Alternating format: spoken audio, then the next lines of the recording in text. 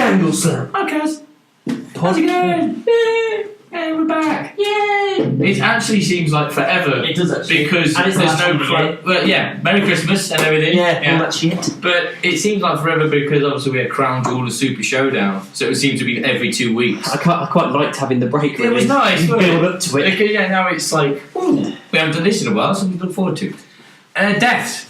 This is only the one I can think of from wrestling, which is the Dynamite Kid. Yes. This could sound a bit harsh, but I already thought he was dead. To be honest with you, because I know he was like the tag team partner with the British Bulldog, and I think, you know, despite what happened to him, he was Chris Benoit's what's the word, motivation kind of thing. Yeah. So yeah, he was a messed up kind of figure, and I think that's why they didn't put him in the Hall of Fame, because they thought he's just going to turn up drunk and he, you know, didn't ever go into rehab or anything. Yeah. But they might put him in now because it doesn't take away his legacy. They might just do the Bulldogs as one kind of thing. The only other one is just a personal one of ours, that our friend Tasha passed away. Ah, yeah. I didn't actually discuss this with Adam before we started recording. I was going to say, because like, you just looked at me and said, another one. There was another one? Yeah, it's not. It's nothing. It's nothing to do with anybody else that listens to this, but obviously it's been a difficult few weeks for us. If it was just like a normal death, well, I'm not saying normal, but yeah, family passing away kind of thing, we wouldn't do it. That's our stuff. Yeah. But it was a suicide thing, and I just want to get the message across. Yeah, the awareness. If you've got trouble, reach out. Yeah. Because we have a chat with someone, send someone a text.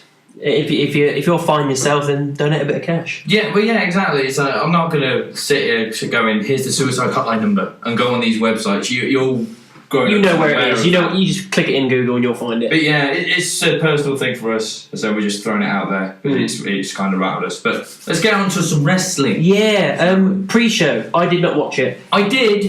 I watched like very short snippets, but I didn't really see anything. I know the matches that were on there. I'm sort of glad I did, and there's another part of me I wish I hadn't, because the first match was for the Cruiserweight title. Yeah, but once again, bumped down to the pre-show. Back where you belong. Again, with I was kind of late to the party because my internet was kind of playing up, but got there, and it was a very fast-paced match and a really good match, as the Cruiserweights begin to prove. What I kind of thought was weird is that the refs count seemed to be lightning quick. Was it? Yeah, and other reviewers have said that as well. And I don't know if it was just like, bloody hell, the ref's keen tonight, or because Triple H is in control of 205, he might have said to the ref, listen, do the 3 counts just as quick-paced as the wrestling, because then the whole thing just seems like this lightning quick, speedy match. Yeah, I can understand his point if that was what you tried to do, but you want a fair 3 count. You want a fair 3 count because instantly straight away you call him bullshit. Yeah. So that was that, and it also was like the match. I say it wasn't like amazing. It wasn't the greatest match I've seen all year. But is it Elias versus Bobby? Oh no, I'm still talking about Buddy Sedgwick. I think when it's a championship match, it deserves to be in the main card. Yeah, I always think agree. That. And the unfortunate thing is now, they've probably gone in like, we'll steal the show and prove our worth, prove we should be in the main card. But from Vince's logic, he'll probably just see that they did such a good job, because you do a good job in that position, we'll keep you in that position. You'll be our pre-show guys from now on. Yeah. But Cedric Alexander kept the belt. Buddy did. Fucking up already. Here we go. Then it was the Yeah, so then it was Bobby versus Elias for is it a ladder match? It was a ladder match with the guitar over the fucking ring. Yeah, so the first one to grab a guitar and attack someone with the guitar wins. No, that's what I thought. No, that's what everyone thought, but I heard different, that apparently he just grabbed the guitar and won. Yeah, like the guitar meant something. I don't get it. I mean, you've been building up to this. Fair enough, I don't really care that much about it, maybe because fucking Lashley's in it, Elias is the only thing I care about in it. Yeah. But you've been building up for a few weeks now, been putting a little bit of time into it. Why did it have to go on the pre-show? I mean, if you so wanted some kind of like, let's do something with a guitar kind of thing, by all means have a guitar and a pole match where it is like the first person to grab it can use it. But Elias came out with another guitar, so I was thinking to do, his song and dance thing. But it's like, we could just use that if you wanted to. And I was confused, why there was a ladder match on a pre-show, because a ladder match should be a big deal. Yeah. And with the other matches you had, like the Intercontinental title and the Tag Team Championships, they could have easily had the ladder stipulation and blown the crowd away. Why give it to a pre-show to Lashley? We'll talk about this later, but I feel like the Intercontinental could have needed that. Yeah, we'll touch on that. We'll get to that. But yeah, Elias won, and then Lashley destroyed him afterwards. So it doesn't get anyone over. No, it's still kind of getting support. I know what they're trying to do. They're trying to get support for Elias and get more heat on Lashley, which was a success to a degree. More so for the Elias. It would be more a success if I cared about Lashley more, though. The reason I don't care about him is because of the way they're putting him across. Now, I already said it's a plus point that they turned him heel because it needed it, because his face thing with all the smiling was just ridiculous. Yeah. But the thing that's annoying me is the constant bending over and showing your ass. I don't get it. Leo Rush, add him in, sure. Working fine, he's an annoying little loudmouth prick, and that works as being a bad guy. But that bending over stuff, it doesn't cater to the character of, look how fucking big and strong I am. Yeah. It seems like it's basically just saying, look how strong I am. Oh, and look at my ass as well. It's not important. But by all means, come out there, fucking flex your muscles, get out there, beat the living shit into someone, let Leo talk and move on with your day. The butt thing, I keep looking at it like, this is a Vince McMahon joke. Yeah, of course it is.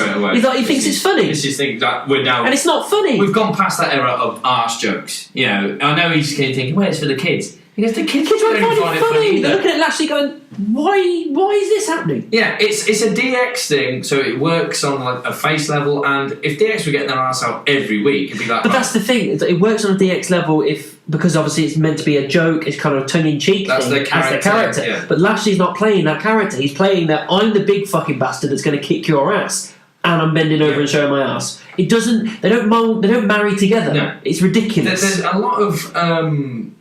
times, a lot of characters, if you look in the past, that they have just used the same formula, so to speak, and some it's kind of like, well, they're just copying this character. Other times it's forgivable, and I think the one that's been played over and over again in the last 30 years or so is the whole, look at how muscular I am, and all that. But I think it'll work with Lashley, with what they're trying to do with him, Leo Rush. Have Leo come out with a mirror or something and go, look at the physique of this man. Yeah, they just need to change it up a bit and trim the fat, so to speak. Look at how dominant and what a figure of like a Michelangelo kind of statue kind of thing. Like, this person is a work of art and can kick your ass. Not, let's have a look at your ass, Lashley. Yeah. Because it just... with what I got from the match, it maybe got a bit more heat for Lashley. Not that he needed any more heat. But with Elias, he got the pop, but I don't think he's got over any more face than he did when he walked in. Yeah, so at the end of the day, it was a completely pointless match because no one got anything out of it. Yeah, it was just to have him on the show. Right. But, okay, that rant over. Let's move on to the main card. Main card, see, again... Now, the opener. The mixed match. I did not expect this to be the opener because I don't care about it. I'm happy that Truth and Carmelo are getting this kind of push and everybody seems to be quite behind them. I don't mind that with the dance break thing. It works. It's fine. It's not a problem. But it doesn't seem like an opener to me. No. When the next match following it was the triple threat tag match, that should have been the opener because that was awesome. But anyway, talking about this mixed match challenge, standard Raw or SmackDown match for me. I wouldn't even call it standard. I mean, it's just alright, a quick one then. Yeah, one of those quick things they just fill time with. It's one of them. But it's sort of like. But it was so over. I never really watched the mixed match challenge. No, I saw highlights of it, but the only highlights I've seen are of the fun spots of like Finn and Bobby switching the tires and the dance break kind of thing, which is great. But when it's like, right, this is the final. It should go like, this is the final, it's going to be amazing, it's going to get all serious now. And it just seemed like just another mixed match challenge match. Yeah. What confused me was like, if anything, this should have been on the pre-show, and the Cruiserweight Championship should have been on the main card. Switch those two around. Yeah. Again, it was kind of, like I say, I'm glad Truth and Carmella won. She won with the code of silence, which I honestly thought Truth was going to take the win, but no, they gave it to Carmella. Give it to Carmella. Okay, yeah. I'm kind of into this thing they're doing with them. The Stamford, Connecticut choice of holiday. Yeah, it was like, I don't get that. That was a joke that didn't pay off. No, it fell flat. Yeah, it really fell flat because like, they were building up to it Like there was too much build-up. Yeah, she was building up saying, "Oh, we're going to go Paris, we're going to go Barcelona, we're going to go here, there, everywhere." And then he just goes, "We're going to go to WWE headquarters." It's like, that's not a holiday. Yeah. That's not like a holiday destination. And I realise that's the point of the joke. That's the point of our truth. The point is, you should be going and saying something like, "We're going to go to Detroit." Yeah. Because Detroit's a shithole. Or go, or just even say the area that they're doing TLC in. They go, "We're going to go," I don't know where it was last night, but we'll say it's Ohio or something. Because we're going to Dayton, Ohio. So we're already here. Yeah, but that would be a better payoff. Yeah, but there was too much build-up, because I think whoever was interviewing them had to ask 3 or 4 times. It wasn't like, "You excited?" and then finally, "Where you going?" It was, "Where you going?" Blah, blah, blah. "So where you going?" Blah, blah, blah, blah, blah. "So come on, what's your holiday?" Even I was with them like, "Just answer the fucking question." And then it's answered, you're like, "Oh yeah, brilliant. Nice fucking joke." But I know it means a number 30. Yeah, they both get the number 30 spot in their respective Rumble matches, which I think is a nice thing to add into it, because at least it puts the mixed match talent with some stakes. But the only problem is when you come up to the number 30 spot, you know who it's going to be. And that's the thing, you don't care. You won't give a shit. So when you get to number 29, you'll be going, right, this is it. This is the important. Yeah, it's either going to be something special or they're going to ruin it, depending on how they go, because Rumble's up and down, depending on which mood Vince is in. Yeah. But then after that, he's like, "Well, we know what 30's in," so it's kind of like you're kind of denied a spot, so to speak. Yeah. What I've discussed, because I did think, right, now these are number 30, if it goes the way it's looking it's going to go, it's all about number 29 now. Fuck number 30. It's kind of like, 29 and R-Truth. Yeah. Cool. Or 29 and Carmella. But my brother had a good theory, and I'm like, actually, this isn't one of those wishful thinking. It's more a little bit of wishful thinking, but more like, actually, this could happen. R-Truth in the past has made like a lot of mistakes. Like the whole, I think he entered one Royal Rumble once and threw a ladder in the ring, think he was in the Money in the Bank. I think I know where you're going with this. Yeah, and he's going to go to the number 30 spot for the women's. Yes, but I mean, he did that thing Survivor Series as well, where he joined the Raw team. Yeah. Like, you're on SmackDown, what are you doing? Have Carmella's music hit and do her entrance or dance to the ring, and then Truth just pelts past her, and Carmella's like, "What are you doing?" Yeah. And I know Nia's in trouble at the minute, so it could be Nia, it could be just multiple women in the Rumble. Have them beat the absolute crap out of R-Truth. Like, absolutely. So if it's Nia because of the heel thing, use that facebreaker thing and just, no, not like the way she did to Becky, but like punch Truth in the face, throw him over the top rope. And then later on in the show, go, R-Truth is unable to compete. So instantly it's like someone needs to replace him number 30. Yeah, I'll be right. The excitement for number 30 then begins from this opening bell. Yeah, it does. Of like, who's it going to be? Is it going to be an NXT guy? Yeah. Is it a legend? Yeah, I'd be fine with that. It would definitely spice it up and it'll make it more interesting. Yeah, other than just, it's R-Truth. Yeah. Because, let's get one thing straight, I will put all my money on it. Truth ain't winning the Royal Rumble. It ain't winning. I will put my next 7 paychecks on the line, and I guarantee he's not winning that fucking thing. If this next podcast and he's won, we're going to be like, oh my god. Wait, when we get the podcast, I'm going to have to sell the computer just to be able to afford shit. I'm suing the WWE for what ridiculousness. Next match. Next was Triple Threat. The Triple Attack. Yeah. So it's Usos versus New Day versus The Bar. Good. I thought it was but they're always, as soon as they came out, I was like, right, this is going to be awesome, because they're really good at playing off each other really well. The Usos know what they're doing. The New Day always deliver. The Bar have really set themselves up as these big guys. Yeah. I have no complaints whatsoever. There's plenty of spots, plenty of action, nice story told. Retaining for the Bar is not a problem for me. I thought the Usos may take it. I know it weren't going to be the New Day. I didn't think they need it at the moment, but no. I thought maybe it might be the Usos, but the Bar retained, so that's fine. It's not a problem.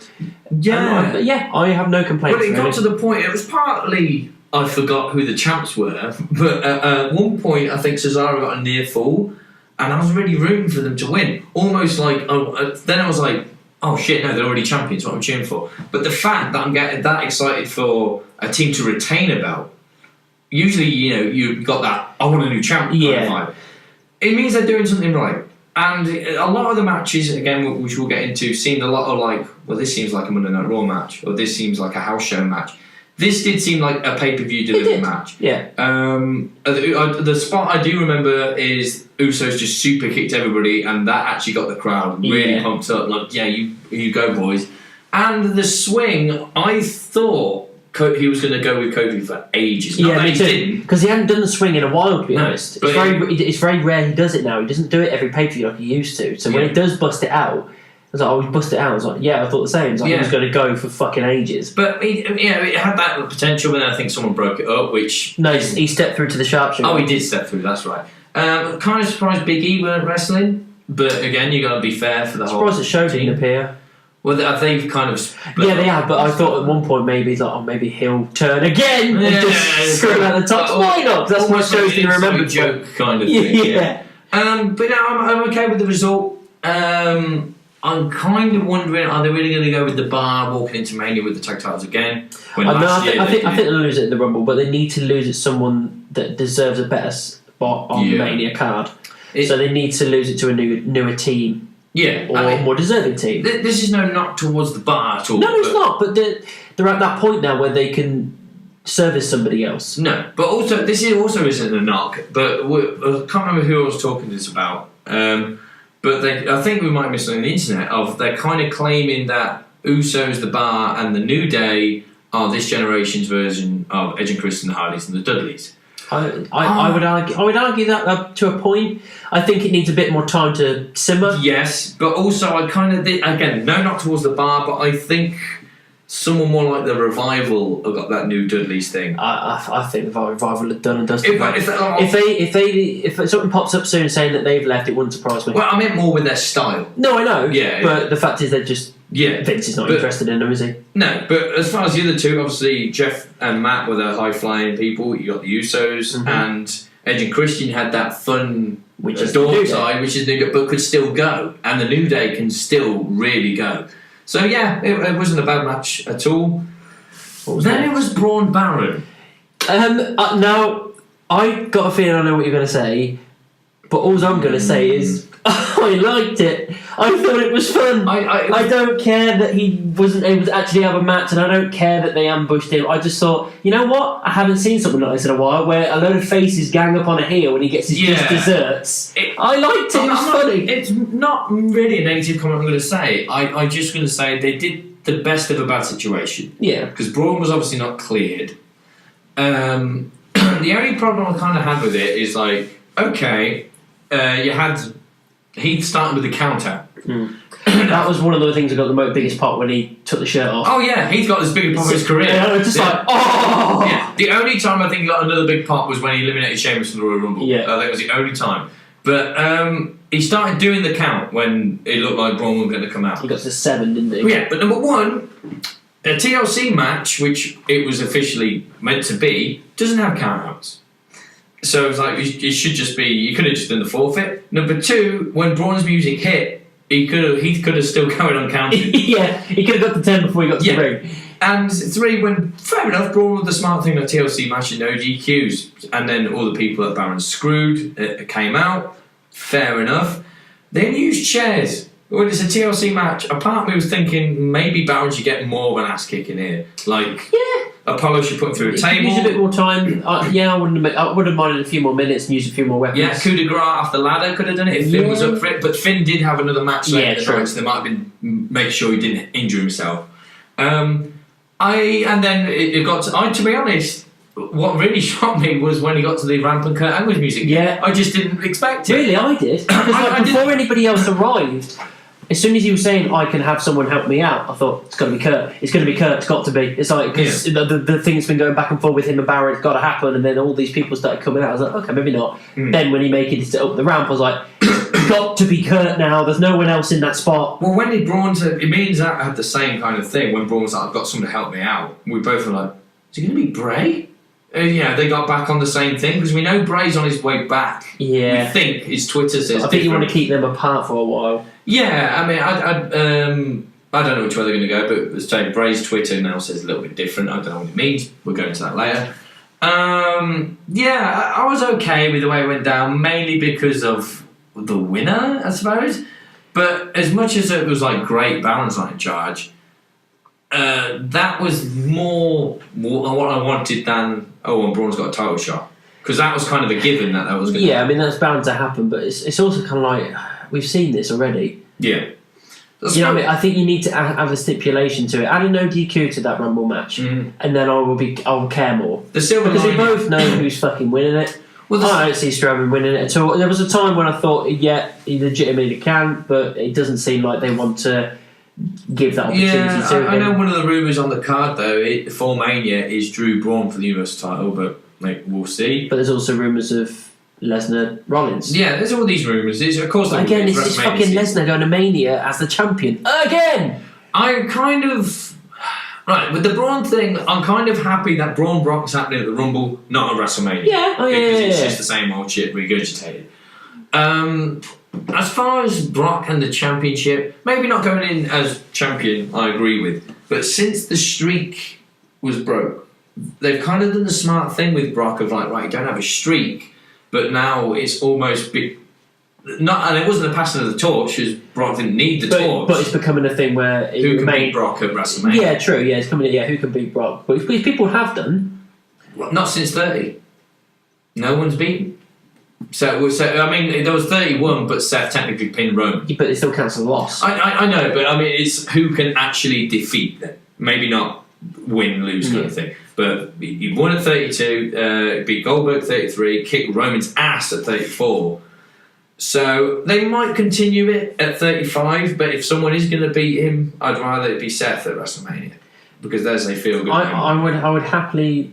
I'm so behind having Seth do that, but again, I don't see it happening purely because it's Vince, and Vince is going. Even though he loves Seth, and Seth's on fire at the minute, and Seth's like one of his favourite things at the moment, and he is. He's still not in Vince's eyes. He's still not up to Brock Lesnar's standard, which is bollocks because he's beyond Brock Lesnar's standards. No one's up to Brock Lesnar's standards. As far as he's concerned, Seth is not a big guy. He's a medium-sized guy. You know, I mean, he's not the guy to beat Brock Lesnar. The only person that's beating Brock Lesnar is someone that is a fucking behemoth. The thing with Vince is someone could sit down and go, Vince, if you're honest with yourself, Seth Rollins is a better wrestler than Brock Lesnar. But I don't Brock Lesnar doesn't really wrestle much anymore. But he suplexes in F5s, and that's pretty much it. Does a bit of selling, pretty much it. But I don't blame Vince for this because I know it's a business. I know he's trying to make money. But he'll go, all right, yeah, maybe he is. But Brock Lesnar's money.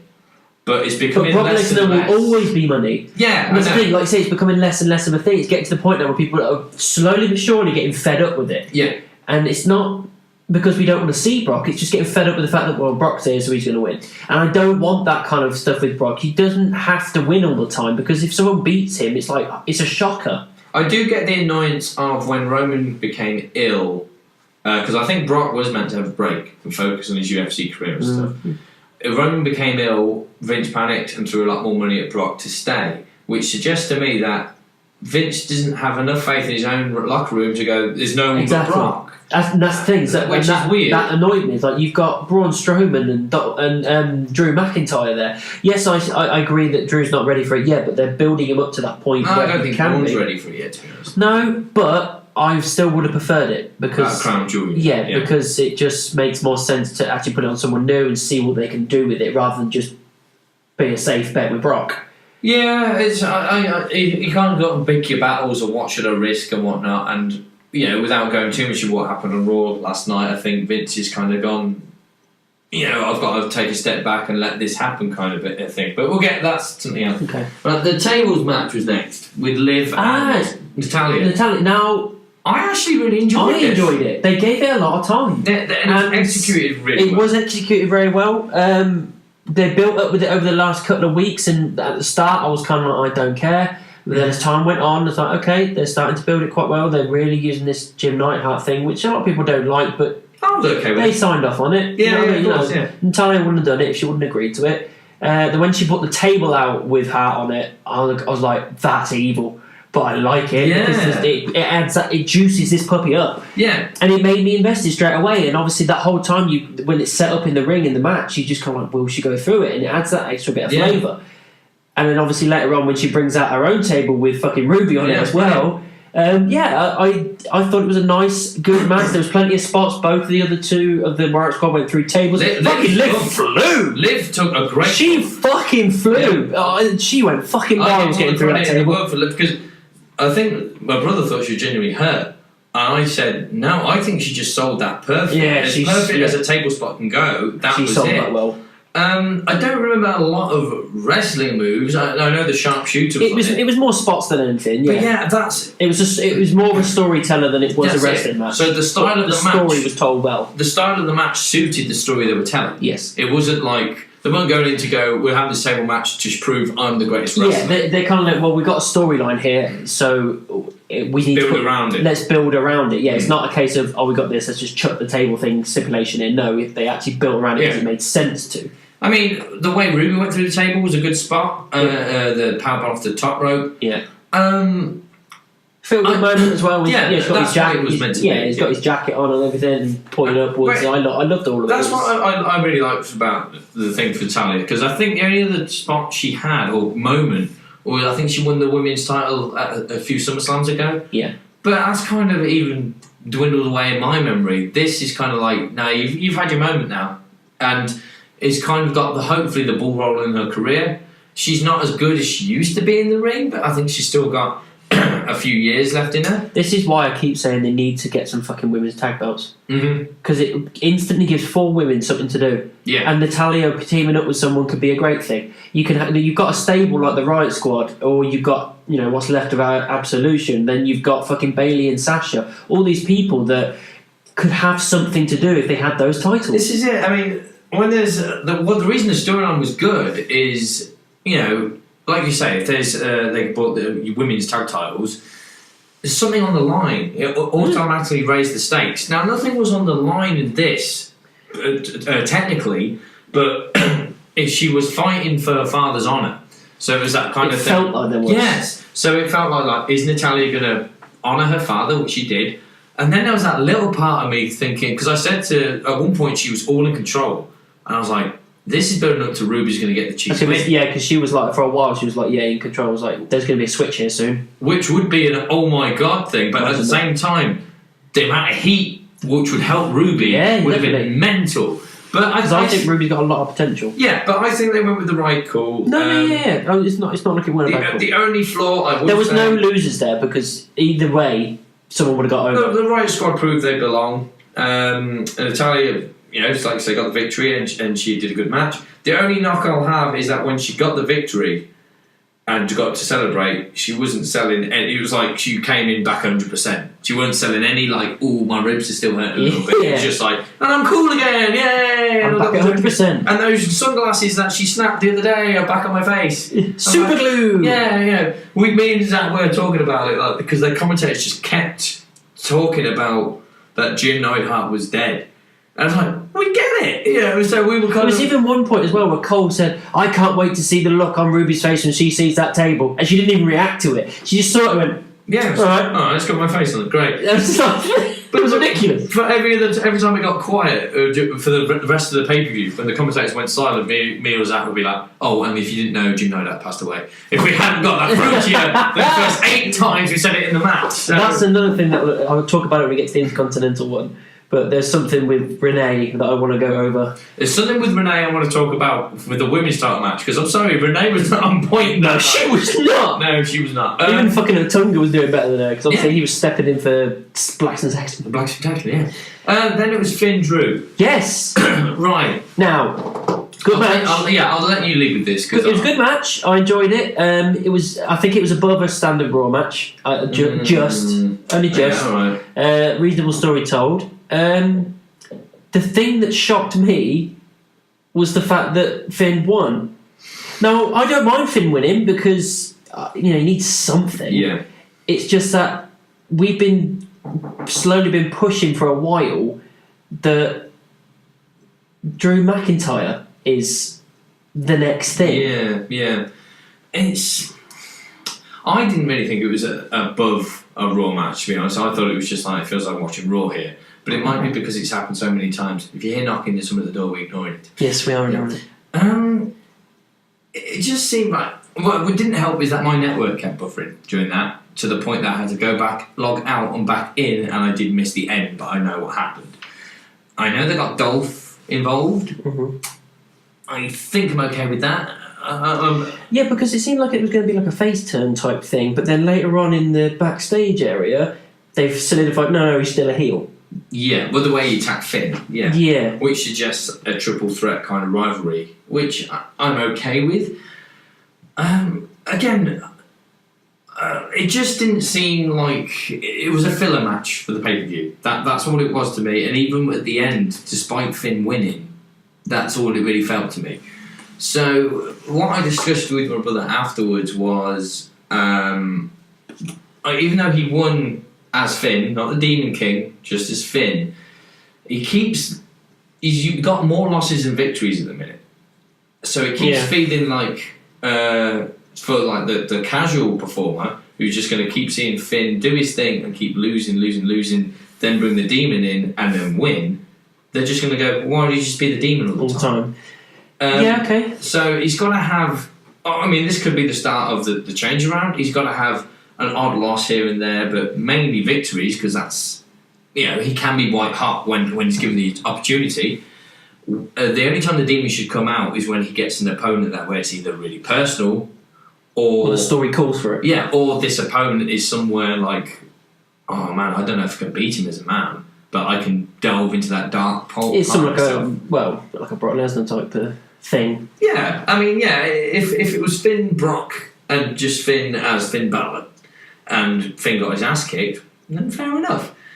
But I think what would work is if at some point in that match, it looked like Finn was going to steal it, and Brock even sells the point of like, that was close. And then later on in the year or the month, depending how the rivalry goes, Finn can go like, I was that close to getting you, but fair enough, you were the beast, but I'm bringing the Demon next time. Yeah. You beat the man, can you beat the Demon? Yeah. And it might rattle Brock a bit. Going with that into the Drew match, do you think it's a good thing that Finn won then? I mean, I'm not saying it's a bad thing. It's just that we seem to be building up towards Drew being this big thing, and he's lost twice in the last couple of weeks. He lost to Dolph and then he lost to Finn. But weren't they all both because of Dolph? Or they weren't clean losses, were they? I can't remember. Was it clean? I think one was due to Finn and one was due to Dolph. Yeah. So if it was clean victories, it would have been like, oh, well, there's his momentum. Yeah, okay. I'm not saying it's stunted Drew at all, because it hasn't. No. Because I'm really enjoying Drew at the moment as a character, and I think it just a couple of losses isn't going to matter. And at the end of the day, it's Dolph and Finn, so it's not. Yeah. It's not like he lost to fucking Heath Slater, you know. Yeah, exactly. So fair enough. I don't think it would do anything to him. Yeah, but it's just a bit of shock. That was all. Yeah, I think it was one of them where I think this was one of the reasons why it felt like a Raw match. It felt more like, alright, well, I don't mind them building up to other pay-per-views at pay-per-views, but it seemed the kind of Spartan stunt that I'd expect to see on Monday Night Raw more than a pay-per-view card. Yeah, true. But I'm kind of indifferent about them. I enjoyed it. Yeah. The product was I enjoyed it. Yeah, I think it was also one of them where I couldn't. I'm a fan of both, which might be a degree to why I didn't care who won or lost. But when you go into a match where you don't really care who's winning or losing, you're not into it as much. So it was what it was. Yeah. Then it was. There's the chairs match. Oh, the chairs match. It was okay. It was exactly what it said on the tin, and I think it delivered as a pay-per-view match. Yeah. The only thing I will say about it is that why have a match between two guys that don't... I can't watch. Do you know what I mean? Yeah. It should have been Randy versus someone new or Ray versus someone new. It was just the old school. It's old school, yeah. You know what I mean? It's just like, and sometimes that's fine, but you've got a load of guys in the back there that aren't being fucking utilised, and you could have used that in a storyline instead. Yeah. They put on a great match. Randy was good, and Ray was, great as he always is. I especially like the penguin slide with the chair out. That was a great spot. That was awesome. I loved that. But again, another shock win for me. I expected Randy to fucking take this all the fucking way. No, he got a roll up, wasn't it? It was the spin. It's the spin small package. From the chair, which was a good spot. I think is a good way to end it because I didn't see it coming. I don't think the crowd saw it coming either. I think it's only getting raided. Chairs matches are weird because it is that the chairs match was the last to be created and it was created purely because of the TLC pay-per-view. So it's like it's just no DQ. There's a load of chairs around. Yeah. I think they did well with the chairs, with the spots they did. was really shocked we didn't even see a hint of an RKO coming. No, not even once. No, not once. I can't even remember if there was a 619. I think there was hints of it. No, there was. He missed one and then he hit the other. I thought he did. I wasn't sure.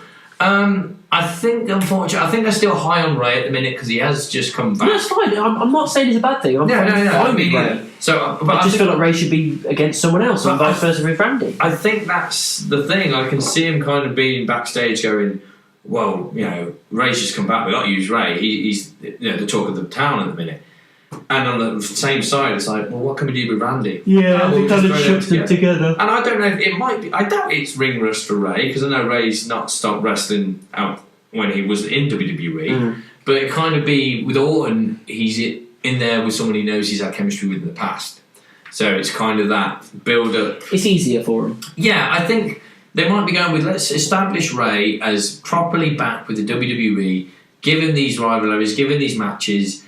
And then when we decide to put him against a new guy, it's like, you feel legitimate. Because that's the way that Vince's brain works. If you're not in WWE, you don't exist. Yeah. So if people are unsure who this person is, because he could be a new person to the show, then it shows you this is who he is. Yeah, and as far as what they're doing with Orton, I think because they're trying to give him that new vindictive character, they're just going with that, well, he's picking on the little guy. Yeah. So, I can see why they've kind of put together. It doesn't bother me that they don't really have much for Randy, because at the end of the day, when Randy has to step up, we know he can. Yeah. So I'm happy with him just being around doing this kind of stuff, really, because it gives the room for someone else to have a chance for something more important. Yeah, he's kind of in... some might see it as a bad spot, but I see it as a good spot, where he can go into the main event at the drop of the hat, but almost be a jobber at the same time. So he can still be relevant, but get other people over at the same time. Yeah, which is fine. Yeah, which is fine. The rumour for Ray at WrestleMania, because we were saying, like, well, where the hell is Almas gone? He just buggered off, didn't he? And he's a really good wrestler. Sorry, I'm dying. Chen Almas? I just call him Almas. Cien Almas. Cien, that's it, thank you. Rumour has it that eventually Ray is going to become United States champion and he might defend it against Almas at WrestleMania.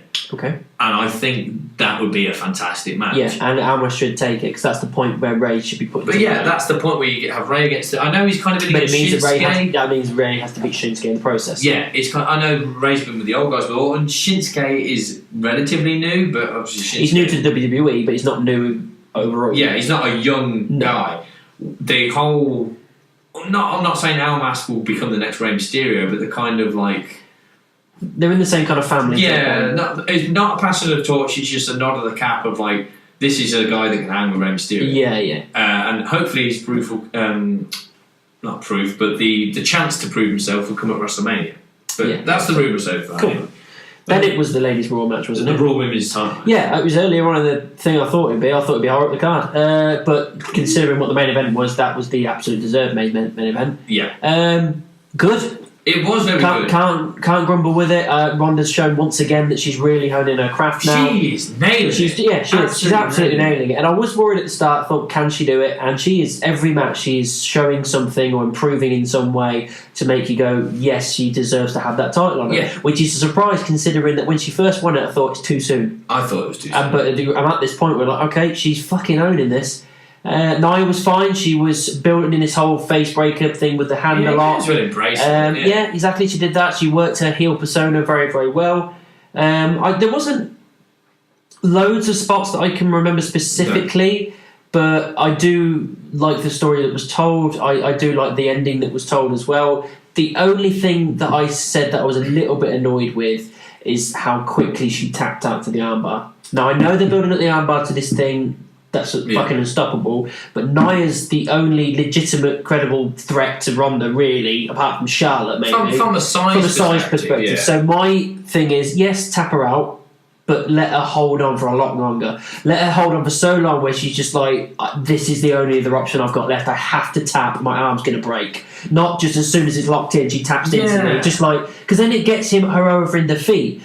Ronda wins, that's absolutely fine. You keep that armbar strong. Yeah. but also get Nia over in defeat because she held on for fucking ages. But I know what you mean as well, because it's also that whole, you get the crowd invested, come on, tap out, not just, it's in, tap out, exactly. You know what I mean? You want this, just like you're seething, like, is it going to happen? Yeah. And when it finally does, you get a nice pop. I always will praise Brock Lesnar for that. Because even against AJ and Daniel, when he's been in those submission things, it is that kind of, it's like almost perfectly. Like, he's actually going to do it, kind of thing. He does sell it well. And he never does, but he makes you believe it. Yeah. The only thing I will say about that, well, Tamina may as well not have been out there. No, she didn't do anything. I think she popped up onto the ring apron once. Very briefly. Yeah. But just release her. I mean, you got nothing for her, I don't think. Yeah. The only thing I think... Just ship her off to SmackDown. What's she doing on Raw?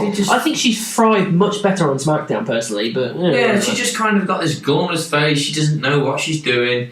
Ronda did try and involve her at the end with, like, this is for you, before the arm out. And then I like the fact she kissed the fist break. That was the Renee thing I was going to say. Did you hear what she said? No. We heard it, and me and Zach was like, what? She said, a kiss on the fist is better than none. But what? That doesn't even make sense. A kiss on the fist is better than none. What are you talking about, woman? Come on, love. You've got to make a fucking statement for women. Even if announcers here. Even if Vince said in your earpiece to say that, I would have been I'm not saying that. Just for a minute silent. There's even been times, I know in the past, I've heard in the past as well, there's even been times where Michael Cole has said, I can't say that, I've said it 7 times already. Yeah, I know that. I mean, it's like, I'll be like, I'm not doing it. I'm not signing it. I'm not doing it. Every now and then. So, but I think that one of the reasons, or 2 reasons why Nia might have attacked up so quickly is it wasn't a normal armbar, it kind of went a twist a different way, which I don't know if it's intentional or not, but it could be like, it's not just the armbar, she's putting torque in it, it must be really caning. And it might be a little bit of punishment for Nia, because I know they're not happy with her after what they did with Becky.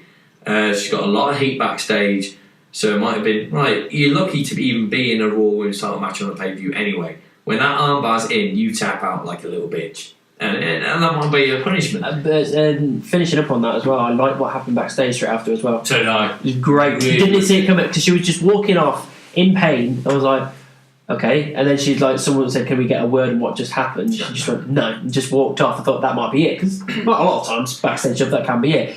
But then as soon as Becky popped up on the right, I was like, oh! And then I thought she'd just have a word. But she fucking clobbered her. Yeah. Just absolutely slammed her into the side.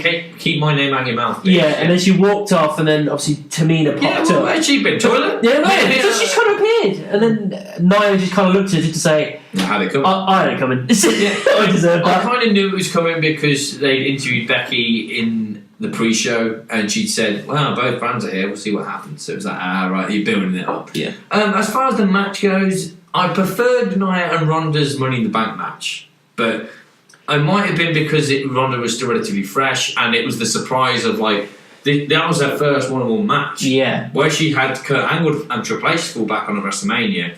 She blew everyone away at Money in the Bank, and then we're kind of used to it.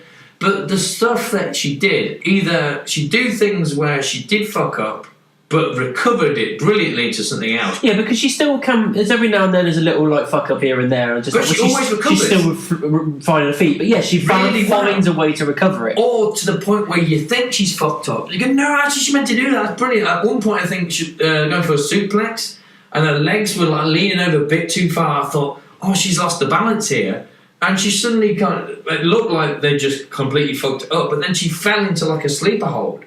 I was like, that's brilliant. I mean, I think another thing I quite liked as well, when she was about to be power slammed and then she just spun it round and put herself into it, just sitting on Nia's shoulders. Yeah, and just put her in submission. That was just quick. The things she can do, she can be in a move, any move, and somehow turn it into that armbar is brilliant. So I've got nothing but praise for Ronda. She's picking it up as quick as Kurt Angle. She's impressing at all. She's just like that. So she's still champ. Yeah, it's very good. What was next? The WWE Championship. Yes. Now, I was annoyed because I know the women's was going to rightly be the main event for SmackDown. But it should have been before. Yeah. It's the main belt. It should be really high up the card. I know it was quite high up the card, but it should have been the last match or the one before. Yeah. As far as the match goes, I was a little bit concerned going in of we've seen a lot of Brian AJ matches now. So on SmackDown and at I think did they have a match on? No, Brian didn't go. It was Joe, wasn't it? But a couple on SmackDown here and then. To the point I was thinking, is this just going to be like a replay match? But they made it a pay-per-view worthy match. I think it was good. Yeah, I think they told a really good story. I think Daniel was just the classic heel. AJ was the classic babyface.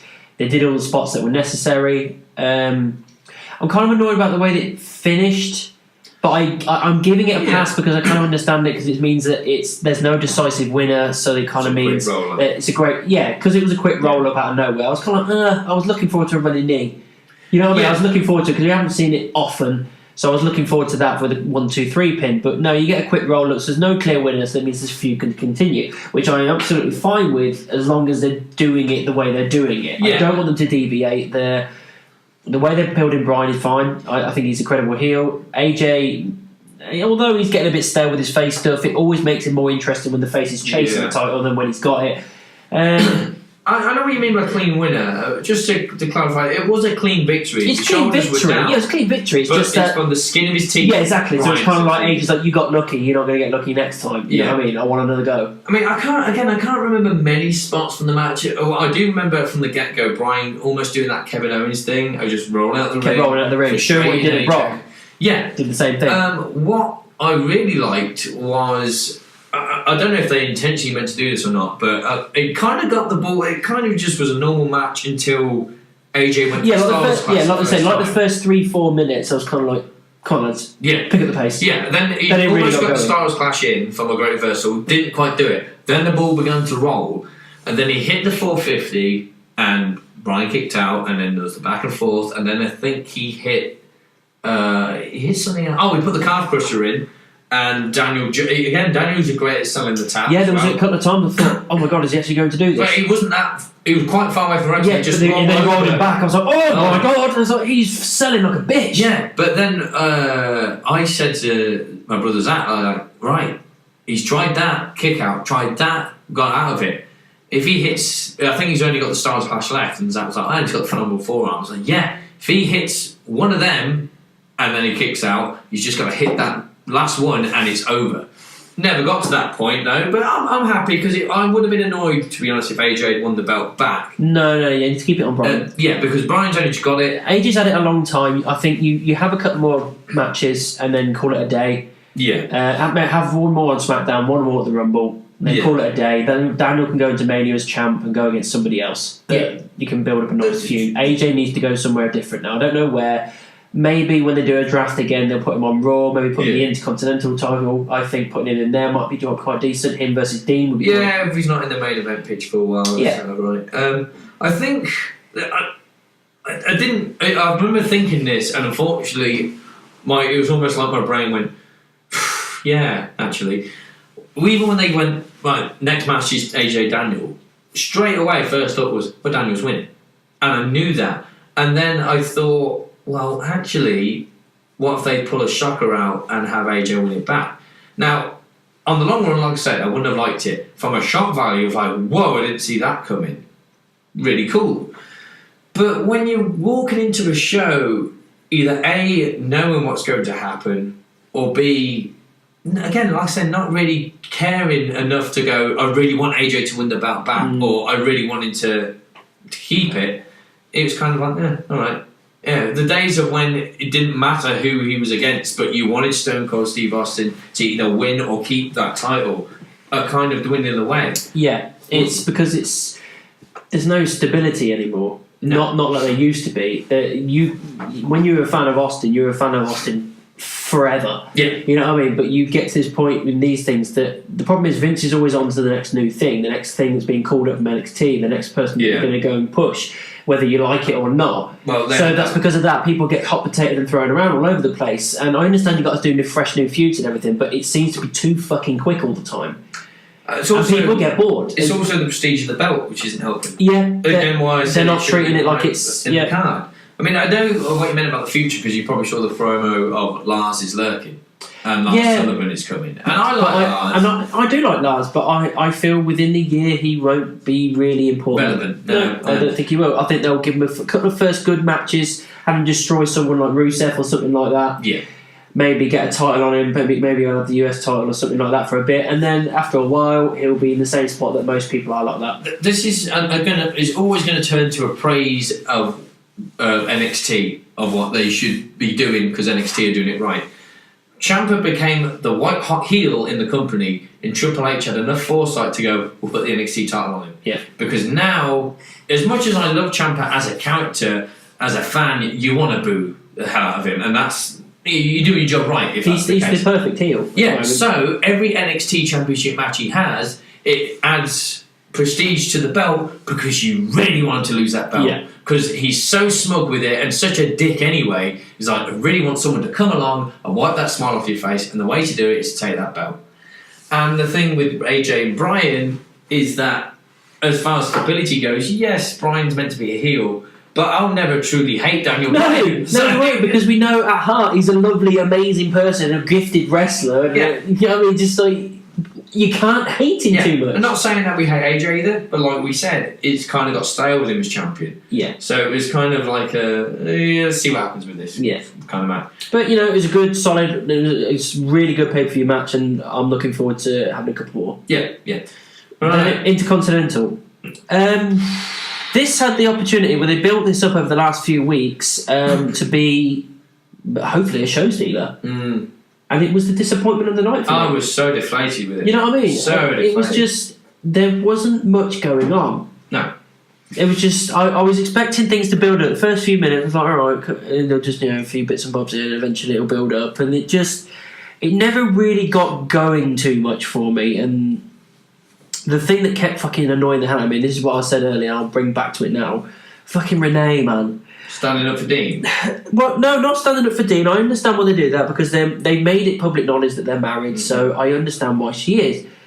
The thing that kept annoying me, and I know it probably is just a pet peeve, but every single time she mentioned him, she said his full name. Every time.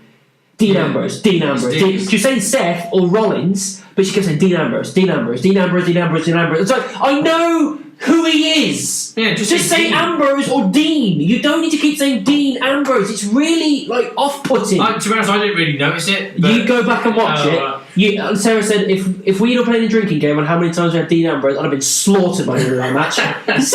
It's one of the problem is it kind of was a doom to fail from the get-go. I thought it had a lot of potential. Okay, so on paper it shouldn't. Because this is like Dean's first singles match since he's been back. Right. Like proper singles feud. And a title opportunity. I'm thinking this is opportunity to show the new Dean what he is, really. And to me, it's just kind of like meh. It started flailing when they did the whole jabs in the arse promo. Because they started turning Dean into this standard heel rather than this awesome heel. It started hot with the betrayal of the Shield thing. Yeah. Oh wow, okay.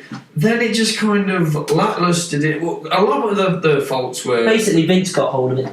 Yeah, a lot of the faults with the. It'll be funny. He won't like the town. He'll think it smells. It's not funny, Vince. Exactly. The style of heel they've turned into. It's not even Dean's character as a heel. Yeah, but it went off point of what the rivalry was about.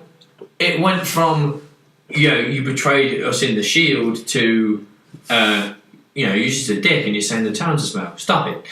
Yeah. Which, I don't know if it was because of the backlash of Dean using the Roman thing. Now, he only said it once.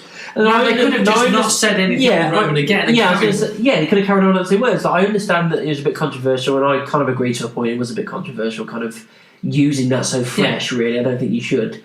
Personally, but it happened. They did it, but just don't mention it again and keep Dean doing what he's doing, throwing the vest into the fire and shit like that. Just letting him rattle off his fucking promos because he's the kind of person that doesn't. He was like Punk was. He doesn't write a script and read it. He just goes off the cuff, and he's really good at it. But then you can tell straight away here that when they started turning him into this, I'm gonna talk about how much the town smells. I'm gonna get injections before I go to any town, because kind of like. It's a generic thing. It's not his character, and it seems like he's reading off a sheet. Yeah, it's not him. One of them where, by all means, talk about Roman. Just don't talk about the illness. If after that Raw when he's like, well, look at Roman and kind of saying the whole he's paying for his sins, hence the leukemia. It's like it was his own. It was like, all right, which I was cool with, but I get why people might not have been with. But with the backlash, it's like, all right, we won't mention the illness again. But at the end of the day, this storyline is about your betrayal of the Shield. Yeah. You've got to both mention... Why do you need to mention the crowd or the towns in any way, Don't shape, turn or it form? into, I've just decided to be a dick for the sake of it, and I want Seth's belt. The other flaw is I wouldn't have had... at points, Dean had the security around him on the build-up to TLC. The guys in gas masks and stuff. And Seth, at points, would have to fight them off, but would get at Dean, or vice versa. I would have had it so the entire build-up, Seth got that close to getting Dean, but he just couldn't get his hands on him. So there was no physical contact till that pay-per-view. Then when Dean comes out and Seth's music hits, either Seth comes through the crowd from behind to attack him, or doesn't do his normal entrance, just pelts it down the ramp, and it becomes a brawl. Yeah. And, ends up in the crowd and then fights their way back to the crowd and over commentator tables. Because it's meant to be a Make fight. Make it feel like best friends that are fucking hate each other now. It's like, you fucking betrayed me, I'm going to kick your ass. Yeah, but it's like, if you and me had a fallout, we, eventually... And you see each other after, months of not seeing each other and you want to rip each other's heads off. Well, yeah, but to the point, just now, if we'd had a disagreement about something, you don't see each other for a week or so, and we're like, all right, we've got to sort this out. We'd sit down and talk about it in the real world. But in the real world, we wouldn't go, you know what, we fell out big time, we'll settle it in a game of Mario Kart. Depending on the argument, it might. Yeah. But if it was something serious, we wouldn't do that. And it seems to me, with the Seth Dean thing, of I really hate you, they should be having a fight, not going, well, we'll settle it in an old school wrestling match for the Intercontinental title, because that's what it came across as. Yeah. Just a wrestling match, not a fight, which it should have been. Yeah, I kind of agree. I also kind of get annoyed with the siren over Dean's music. I'm okay with it. I mean, I don't want it at the start, but as soon as his music kicks in, cut it. Yeah, it just felt like it was just a bit jarring, really. I don't mind it, but it's a bit jarring when I'm trying to listen to his music because I like his music. Yeah. So get new music, maybe. Yeah. The Dean winning thing, I think it was the right call. It was the right call. Definitely the right call, because obviously the rumours building up towards Seth versus Brock or something of that calibre, potentially him winning the Rumble, I don't know. You need to make sure he's another title line. So put it on Dean, absolutely. If you want to keep Dean decent and keep him as this credible heel and build him back up, now he's back, put it on him, not a problem. Maybe have Seth try to win it back at the Rumble and then call it a day. I don't know. Oh, yeah, well, he can have Seth lose the title shot, but then maybe win the Rumble later. I don't know. Yeah. The problem with it was, one of the main problems, which a lot of other reviewers are saying, is the place on the card. I think it should have been a lot earlier. Maybe not a lot earlier, but maybe... Could have had it as an opener and it would have been fine. It should have been probably where Drew and Finn were. Somewhere in the middle. Because it was kind of put as the piss break match, which it shouldn't have been, but looking back at it, it probably was. And you can't really... I know they went with it because it's meant to be personal rivalry, but the WWE Championship should always be after the Intercontinental because it's a more prestigious belt. I honestly think the only reason it was placed on the card where it was is because of how hard they are on Seth. Yeah. That was the only reason. Yeah, it just... The one spot I can remember the crowd chanting, "This is boring." Yeah, it did once, I remember... The only spot I can really remember is Dean throwing the shield fist out there. Oh, yeah. To try and beg for mercy. And Seth thought about it, then you see the anger over his face, fuck you, and then gives him a kick. Yeah, and his emotions got the better of him, as Dean said they would. I didn't mind that shield fist bump spot. But you knew nothing was going to happen. But it wasn't that. It was just kind of like, after looking back at it, I thought, is that really part of Ambrose's character? It doesn't seem like he's that kind of whiny bitch who goes, I'm sorry. Yeah. You know what I mean? It just doesn't seem like that should be him. I know it's a different direction they want to, either Dean wants to go for or Vince wants to go for, depending on whose idea it was. But as far as the match goes, they didn't do anything different. No, I mean, it was just standard. I know it's difficult. We've seen Dean Seth quite a few times where the rivalry's been reversed, where Seth was the heel. Yeah. So it's kind of difficult. I mean, the Lumberjack match is the one that always it's amazing, It's amazing. Even the build-up, the promo, everything. Yeah, so it is hard to do something new. Even the Hell in a Cell match was brilliant. Yeah. But, don't just go, well, we'll have a wrestling match, do our signature moves, then call it a day. No, let us feed off the storyline of rivalry. And even with the end, because Dean hit the Dirty Deeds, and then he kind of struggled to get to the pinfall, and then got the 3, I was thinking, right, it took him a while to get to the pinfall here. Seth will probably kick out, and when he didn't, I was like, all right then. Maybe they've been doing Dirty Deeds. Well, yeah, but it seemed less of I know that if their point was to try and make it seem like Dean was more stronger, it kind of had the opposite effect and made Seth look weaker to me. Because if Seth could take a dirty deed on the concrete a few weeks before... the consistency's a bit out. Yeah. So, but as far as the winner goes, I'm okay. Yeah. It just was a very disappointing match. Yeah. Then was the main event. Yeah. Holy shit, wasn't it the main event? Yeah, I know, right? This was definitely worth the main event spot. So it was Becky versus Charlotte versus Asuka for a TLC match for the Ladies SmackDown Championship. Wow. Fuck me, it was Stole good. the show. The only thing that has annoyed me was the fact that unfortunately I had it ruined for me before I watched the match. Shit. Happened to scroll through YouTube, saw the winner, and I was like, fuck! I was like, oh, really? Because I'm not really careful with YouTube. I scroll ever so slightly when I know there's been a pay-per-view because I don't want to see anything. And I just happened to flip by and it happened to be the second video. Bang! Done. Ruined. But even knowing that... Did you know how it went down, though? No. There was a surprise later on that we will get to. But overall, man, the match was awesome. There was spots galore. They gave the time after the spots happened to sell the injuries every single time. Stories were told absolutely brilliantly in every single way. Becky came across as this badass. Charlotte came across as this being a bit of a bitch. Asuka was the fucking underdog like you wouldn't believe. But just everything about it. I know Asuka kind of did come across as the underdog, but she still came across as a badass as well. No, she did. I was like, I'm not saying she wasn't legitimate, but okay, maybe not the underdog, but maybe the dark horse. Not the favourite. Yeah, people just thinking, well, she's just been thrown in there. You know what I mean? But I did kind of. I said going into the match, like I'm a fan of all three of these, but Charlotte is the one I don't want win tonight. Yeah, same here. Yeah. We're saying that even like when we were watching it, every time Charlotte was climbing that ladder, Sarah would go, no. Yeah, I didn't, because she didn't need it. Yeah, I think the fact that I always get the good thing about ladder matches isn't just the high risk and a ladder to your back is going to fucking hurt. Is the belts aren't. I know they're not flimsy as such. I mean, they're made of leather, but that strap can easily just come undone and fall. Yeah. So every time they like tug on the belt, like, don't fall.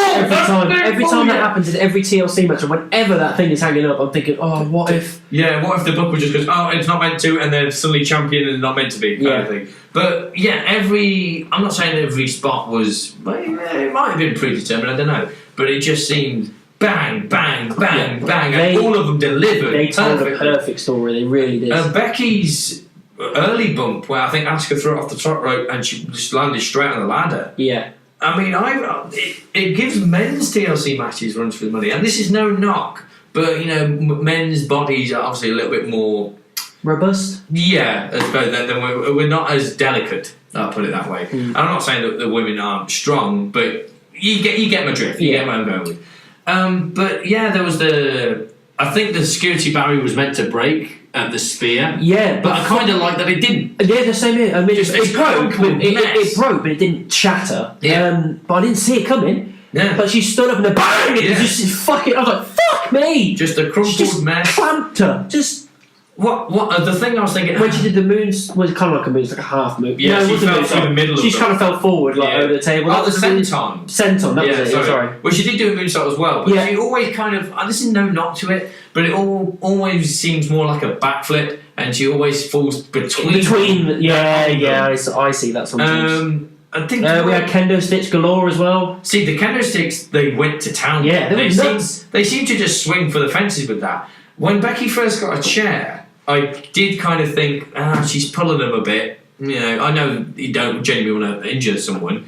And then the more she went, the more it's kind of, now we're getting swinging. The harder they went. Yeah. When Becky, I think it was Becky, came off the ladder, she was meant to go on to Charlotte and Asuka on the commentator. Oh yeah, but Asuka moved. But the table didn't break. Straight away. So just straight on Charlotte's ribs. Yeah. And I was like, holy fuck. Straight away, the both was like, I think he's winded. I think she's winded. Because she don't give. If you actually listen carefully, when the table finally gives and they fall over, there's a cutout because she swears. Yeah. So I think she generally winded. Yeah, I don't blame her. Because it looked painful. From that height. Because we thought, that's it, Charlotte's out for at least 6-7 minutes at least. Yeah. And then the other two are in the ring on the ladder, and then suddenly Charlotte just pops up with the kendo stick. I was like, fucking hell, she got up quick. You got to embrace the adrenaline, even if you are hurt. I mean, I don't know how hurt she was, but Becky's got to be at least 150, 180 pounds. to come off that ladder and then the table not give. And she didn't just kind of roll over onto them. She landed bang straight on Charlotte's no bounce, abdomen. nothing. So luckily Asuka got out of the fucking way.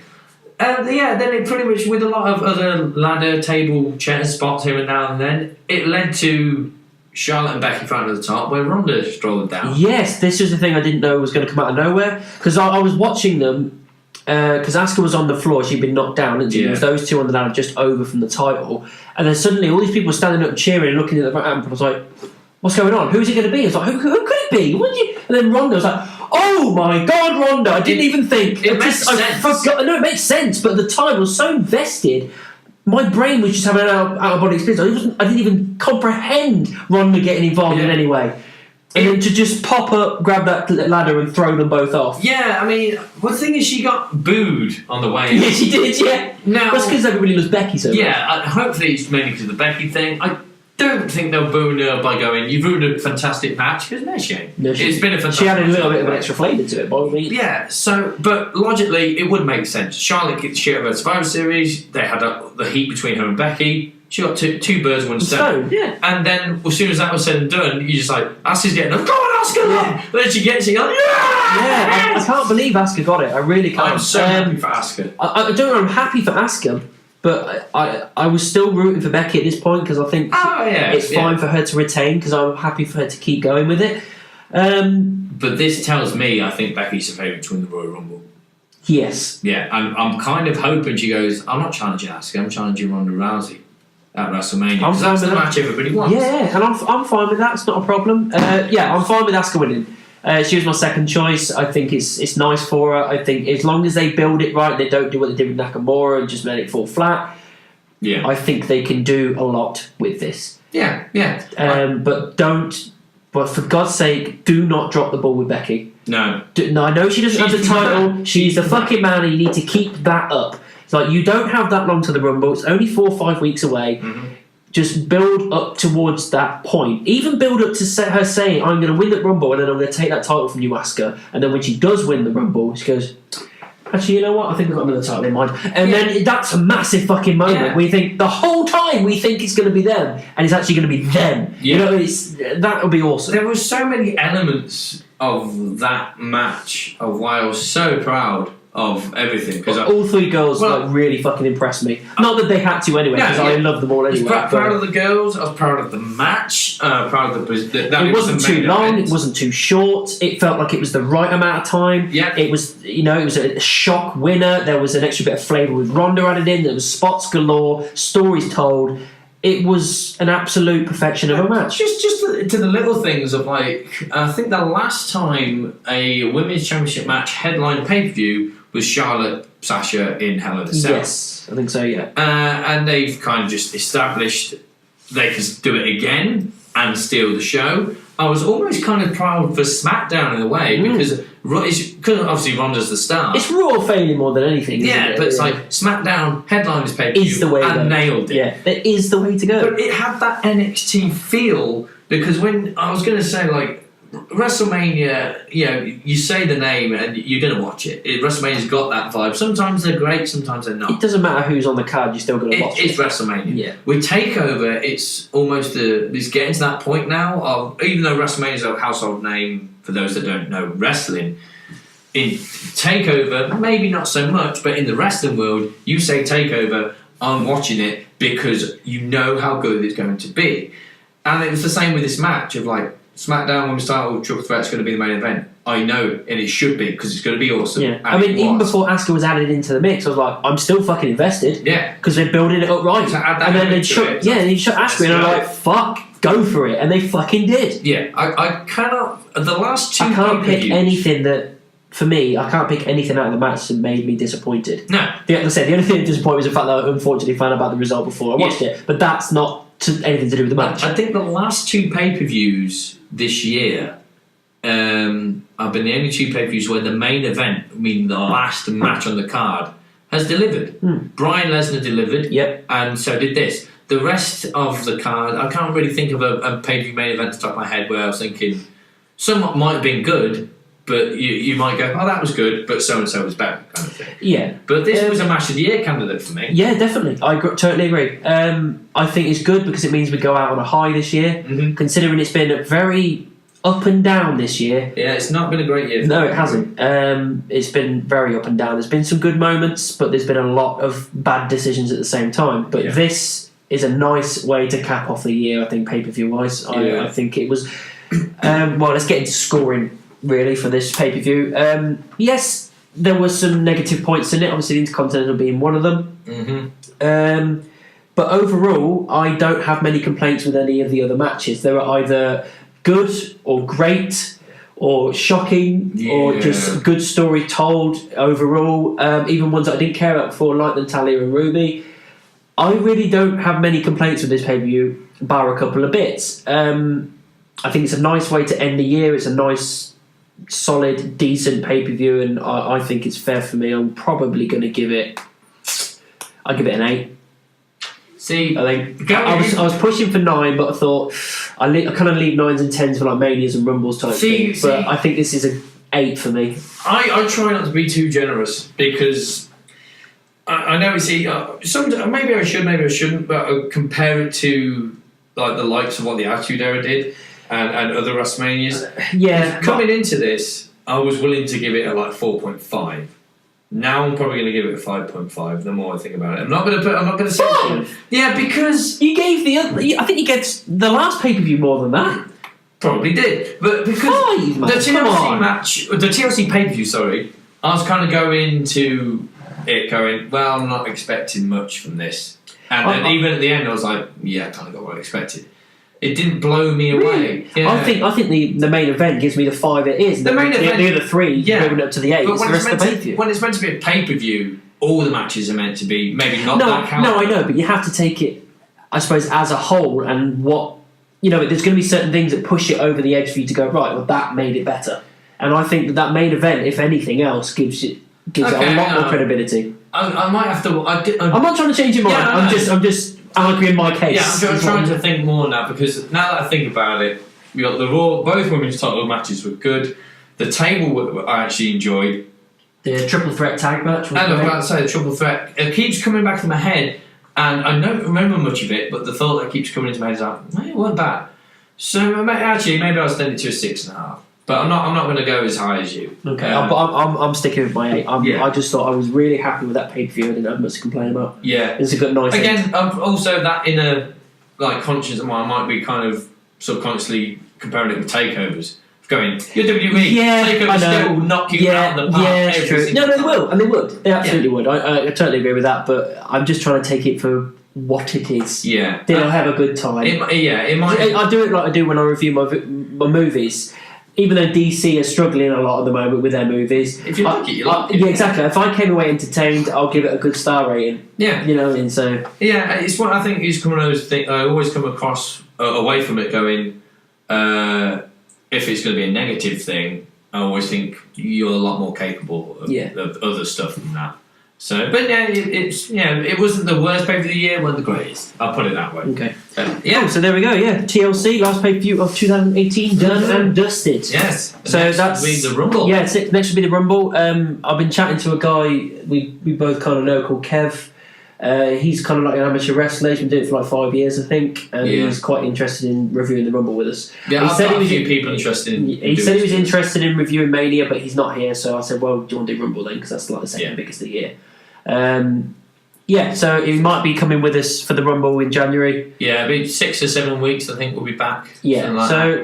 Have a good Christmas, guys. Hope you get all lovely wrestling goodies and shit like that. Hope we do. Yeah, I don't think we asked for anything to wrestling. I don't think I did either. But you never know. We always get surprises. Like, subscribe, follow us Twitter, Instagram, SoundCloud, Stitcher, and what was the other one? Apple Music, iTunes, I think it is. Yes, and obviously it's on YouTube. We'll see you in 2019. See you. Bye.